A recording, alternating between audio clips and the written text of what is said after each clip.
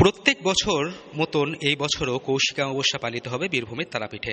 চলতি বছর 2025 সালের ভাদ্র মাসে কৌশিক অমাবস্যা পালিত হবে 5ই ভাদ্র অর্থাৎ শুক্রবার, যা ইংরেজি ক্যালেন্ডার অনুযায়ী চলতি মাসের 22শে আগস্ট। অমাবস্যা তিথি শুরু হবে 5ই ভাদ্র শুক্রবার সকাল 11:55 এবং শেষ হবে 6ই ভাদ্র শনিবার সকাল 11:28। চলতি বছর কৌশিক অমাবস্যার ব্যাপক ভিড়ের সম্ভাবনা, আর সেই কারণেই পূর্ব রেলের কাছে চিঠি পাঠালো প্রশাসন এবং তারাপীঠ মন্দির কমিটি। হাওড়া এবং শিয়ালদার পাশাপাশি দেওঘর সহ উত্তরবঙ্গ থেকেও বিশেষ ট্রেন চালানোর আবেদন জানানো হয়েছে।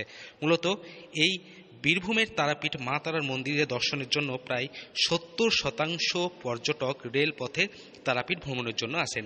তবে রেলপথে যে পরিমাণ ট্রেনের সংখ্যা রয়েছে, সেই পরিমাণ ট্রেনের মাধ্যমে পর্যটকেরা তারাপীঠ পৌঁছাতে বেশ সমস্যার মধ্যে পড়েন, কারণ অতিরিক্ত ভিড় হওয়ার কারণে ভিড়ের মধ্যে দাঁড়িয়ে সমস্যার সম্মুখীন হয়ে তারাপীঠ পৌঁছাতে হয় আগত পর্যটকদের। আর তাদের কথা চিন্তা করেই এই উদ্যোগ। রেল তো একটা ট্রেন চালায় হাওড়া থেকে, কিন্তু সেটা সাফিসিয়েন্ট না।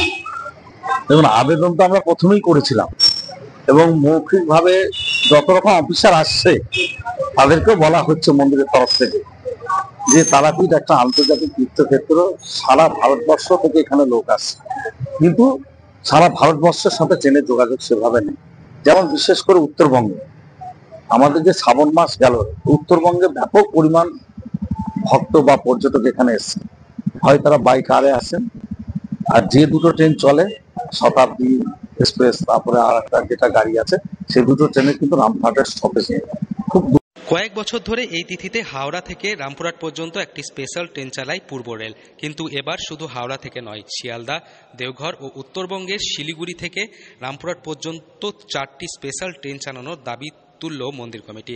তাদের পক্ষ থেকে বিষয়টি রেল কর্তাদের জানানো হয়েছে। সাংসদ শতাব্দী রায়ও এই তিথিতে একাধিক স্পেশাল ট্রেন চেয়ে হাওড়ার ডিআরএম এর কাছে আবেদন করেছেন। মন্দির কমিটির মতে পর্যটকের সুবিধার জন্যই এই আবেদন করা হয়েছে, সেই সঙ্গে রেলের আয় বাড়বে। দুর্ভাগ্যজনক ঘটনা, এই সম্বন্ধে আমরা চিঠিও করেছিলাম যে এই দুটো ট্রেনের স্টপেজ দেওয়া হোক, কারণ উত্তরবঙ্গের একটা ব্যাপক সংখ্যক পর্যটক এখানে আসছে, আর এত বড় একটা পর্যটন কেন্দ্রের রামপুরহাট স্টেশনের উপর দিয়ে চলে যাচ্ছে। তা দেখুন, সেটা বোধহয় আজ পর্যন্ত হলো না। তারপরে বিহার থেকে, ঝাড়খণ্ড থেকে প্রচুর পরিমাণ আসে। তারপর এই যে কৌশিক অমাবস্যায় উত্তরবঙ্গ থেকে প্রচুর পর্যটক আসে, বিহার ঝাড়খণ্ড থেকে আসে, কিন্তু সেই তুলনায় ট্রেন একটা হাওড়া থেকে। এবং আমাদের যে মিটিংটা হয়েছিল সেখানে একটা উঠেছিল যে এবছর ট্রেন বাড়ানোর জন্য, যেমন বিহার ঝাড়খণ্ড থেকে একটা গাড়ি দেওয়া হোক, উত্তরবঙ্গ থেকে একটা স্পেশাল ট্রেন চালানো হোক, হাওড়া থেকে আছে শিয়ালদা থেকে একটা স্পেশাল ট্রেন চালানো হোক, যেখানে নৈহাটি, ব্যারাকপুর, ব্যান্ডেলের প্যাসেঞ্জার যেন এখানে আসতে পারে। তারাপীঠ মন্দির কমিটির সভাপতি তারাময়ী মুখোপাধ্যায় বলেন, কলকাতা ও সংলগ্ন এলাকায় অনেক যাত্রীর শিয়ালদা থেকে যাতায়াতের সুবিধা হয়, কিন্তু তাদের কথা ভাবছে না রেল। রামপুরহাটের টিকিট কাউন্টার বাড়ছে, কিন্তু ট্রেনের সংখ্যা বাড়ছে না। করোনাকাল থেকে একাধিক ট্রেন বন্ধ, তাই কৌশিক অমাবস্যা তিথিতে শিলিগুড়ি, দেওঘর এবং শিয়ালদা থেকে একটি করে স্পেশাল ট্রেন চালানো উচিত। সব মিলিয়ে তারাপীঠ মন্দিরে কমিটির দাবি, এই বছর প্রায় 5 লক্ষ ভক্তের সমাগম হবে তারাপীঠের এই ভাদ্র মাসের অমাবস্যায়। বীরভূম থেকে শৌভিক রায় রিপোর্ট, লোকাল 18 বাংলা।